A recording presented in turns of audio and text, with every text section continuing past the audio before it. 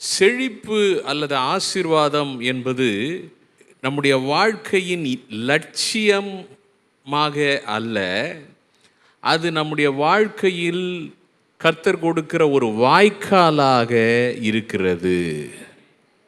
அதனால தான் ஆபிரகாமுக்கு கிளியராக ஆண்டவர் சொன்னார், உன்னை நான் ஆசீர்வதிப்பேன், நீ ஆசீர்வாதமாய் இருப்பாய், மற்றவங்களுக்கு ஆசீர்வாதமாய் இருப்பாய். So blessing is not the goal, but blessing is the means.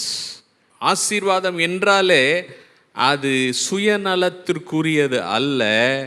ஆசீர்வாதம் என்றாலே தேவன் நம்மை மற்றவர்களுக்கு நன்மையாய் வைக்கிறார். கர்த்தர் தாமே அந்த ஆசீர்வாதமாய் உங்களை வைப்பாராக.